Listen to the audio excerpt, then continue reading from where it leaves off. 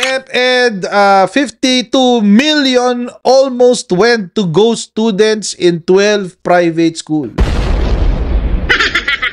DepEd used only 11% of 2023 textbook funds. Hindi siya bumili ng mga libro. Kung hindi niya binigyan ng solusyon ang problema sa education, anong ginawa niya? O di, ito, nag-ano siya, nagnakaw.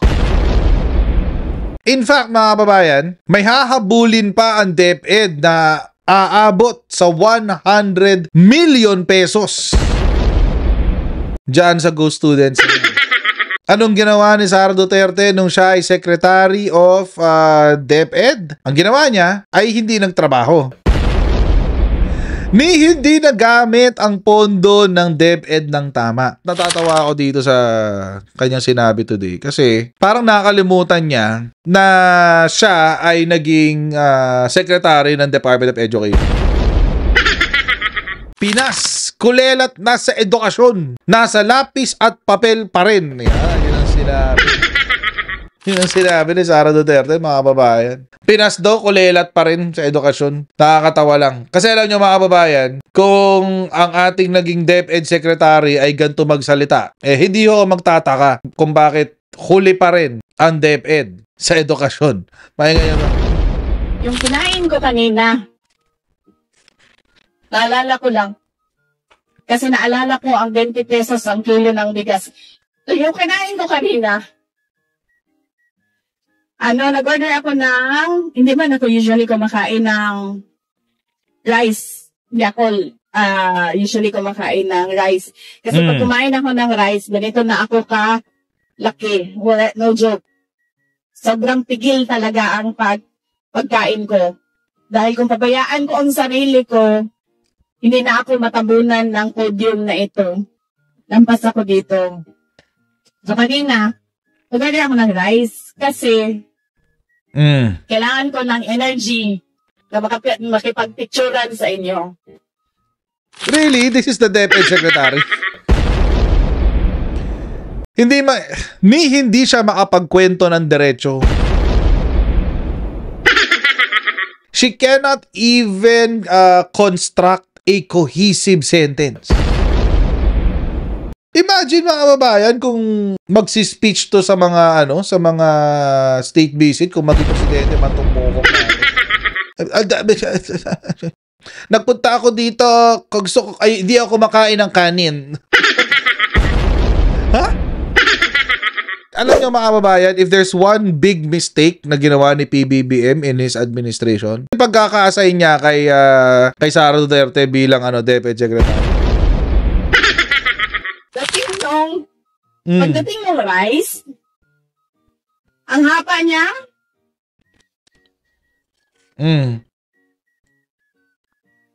sabi ko haba niya, parang yung rice natin sa Pilipinas, tatlong detail. Isa sa kanila dito. Sabi ko pa sa sarili ko, ito dapat ang 20 pesos na bigas.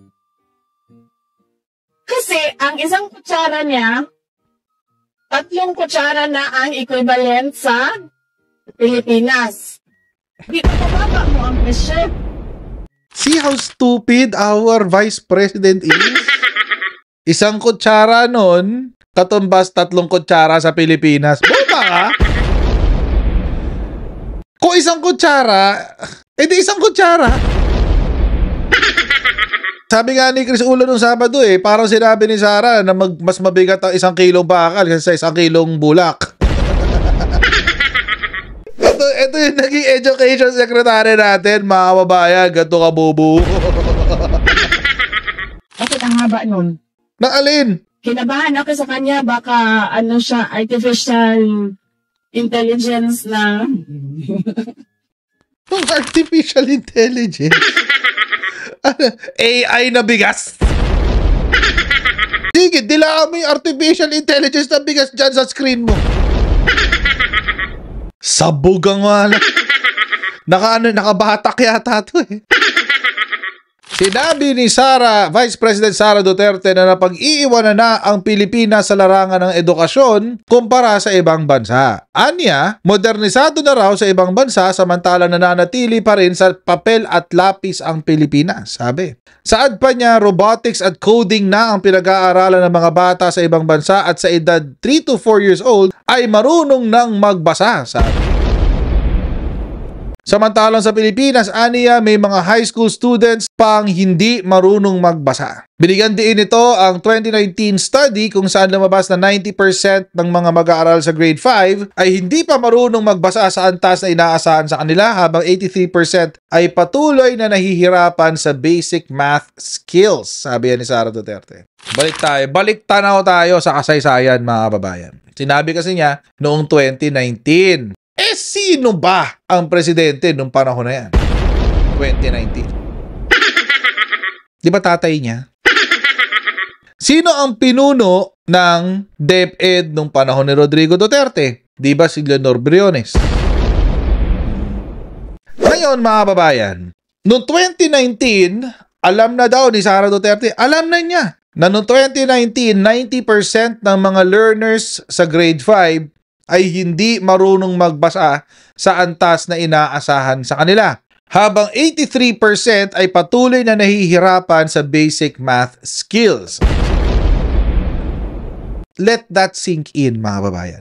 Alam na raw niya na noong 2019 pa lang yan na ang problema. Fast forward to 2022, July 1 of 2022, siya ay naging vice-presidente and at the same time, concurrently, she was the Secretary of Education.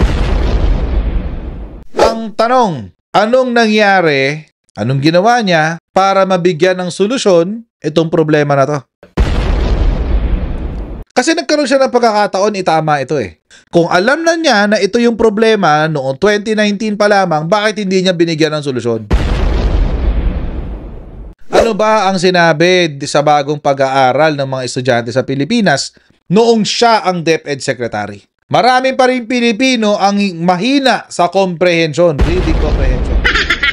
Anong sinasabi? Nakakapagbasa pero hindi naiintindihan ang binabasa. Kung ganito ba naman ang vice-presidente mo? Na hindi naiintindihan ang 1 tablespoon.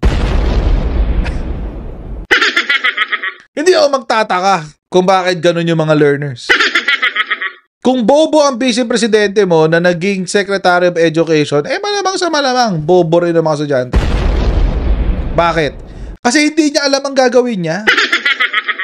Maski siya, hindi niya naiintindihan yung mga binabasa niya. Hindi ko nga na paano naging abogado itong babae. Ang hirap-hirap kaya maging abogado kasi kailangan mo ng reading comprehension. Tapos may ganitong klaseng vice-presidente na abogada pero bahay na ang reading comprehension.